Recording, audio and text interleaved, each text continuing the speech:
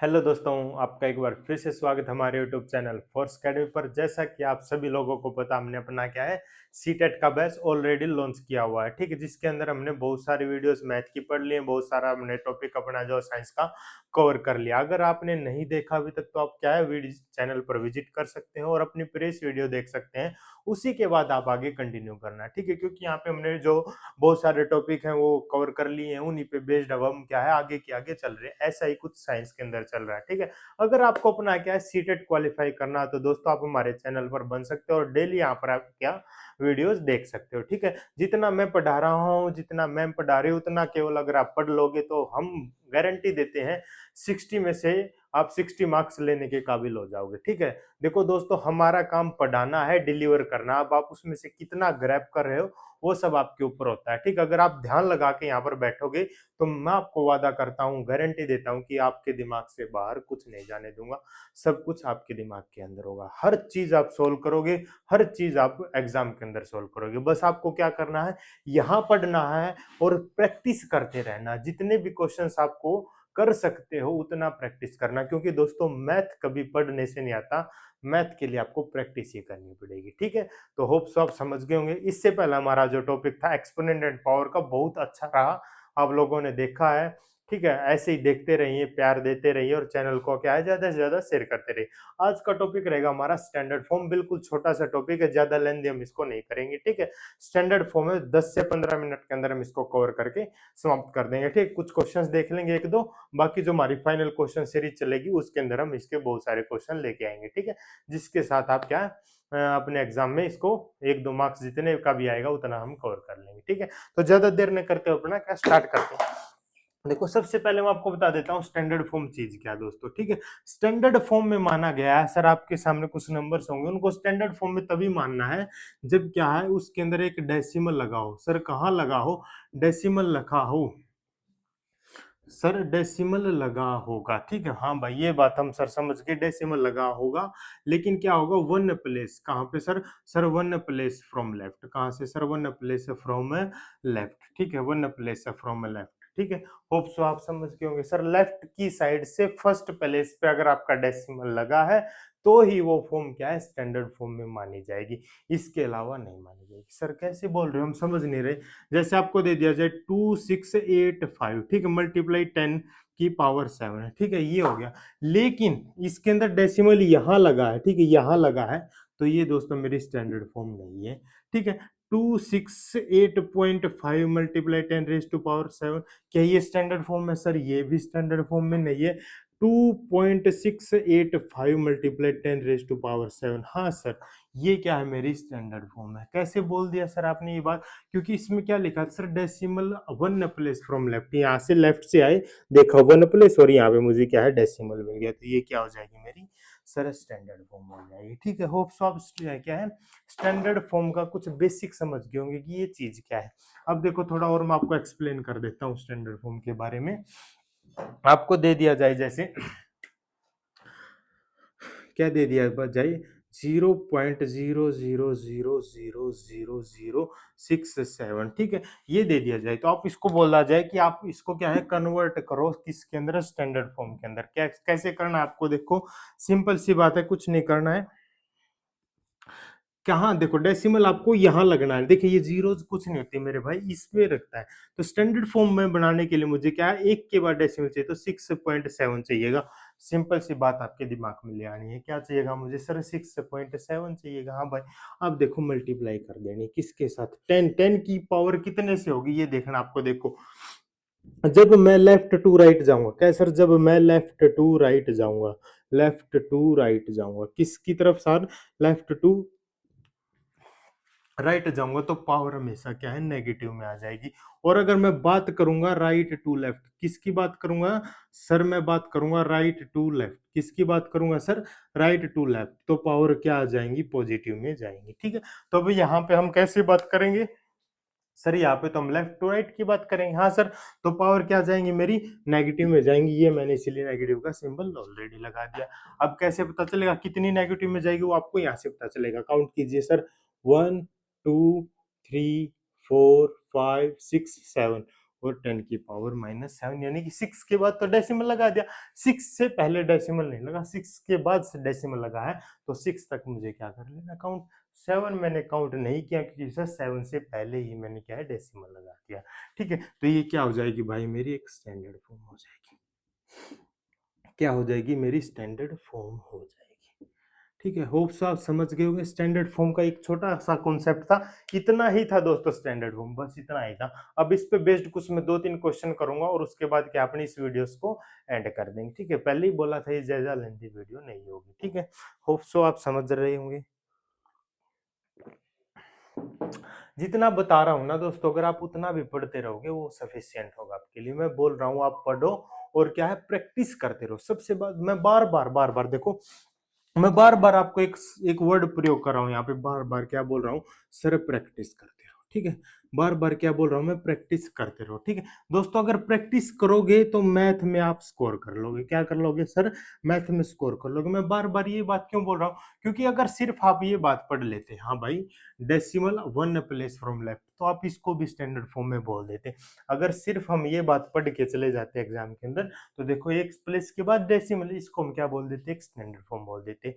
लेकिन आपने आज्ञा है ये समझा, उसके बाद अगर आप जाके प्रैक्टिस करोगे इसी टाइप के 4 से 5 6 100 जितने क्वेश्चन आपको मिलेंगे आप सोल्व करके देख लोगे, तो ये बात आपके क्या हो जाएगी, माइंड में फिट बैठ जाएगी, तब आप कभी भी घबराओगे नहीं। ठीक है, तो मैं हमेशा से आपको बोलता आ रहा हूँ यार घबराना नहीं है, हम यहाँ खड़े हैं तो क्यों घबरा रहे हो। एक एक चीज, एक एक कंसेप्ट आपको यहाँ पे पढ़ाया जा रहा है, आपको तो बस बैठ के पढ़ना है, पढ़ते रहो यार। ठीक है, तो अब इस पे बेस्ड कुछ 2-3 क्वेश्चन कर लेते हैं और उसके बाद हम इस छोटे से टॉपिक को समाप्त करेंगे। तो सबसे पहले देखते हैं कुछ क्वेश्चंस। सबसे पहला क्वेश्चन मैं आपके सामने लेके आया हूं भाई, देखो। ठीक है, मैंने बोल दिया है सर आपको 0.0000055। ठीक है, ये दे दिया, मल्टीप्लाई में दे दिया भाई मैंने, क्या दे दिया,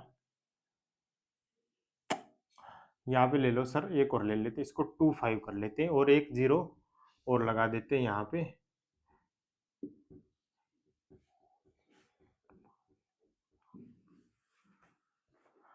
और दे दिया सर, ये दे दिया। ठीक है भाई, मैंने इसको बोला है, ठीक है, इज इक्वल्स टू के मल्टीप्लाई 10⁻⁻8। क्या दे दिया है सर, मैंने ये क्वेश्चन दिया है आपके सामने और बोल दिया के मल्टीप्लाई 10⁻⁻8। ठीक है, फाइंड वैल्यू ऑफ के। क्या करना है सर, फाइंड वैल्यू ऑफ के, फाइंड वैल्यू ऑफ के।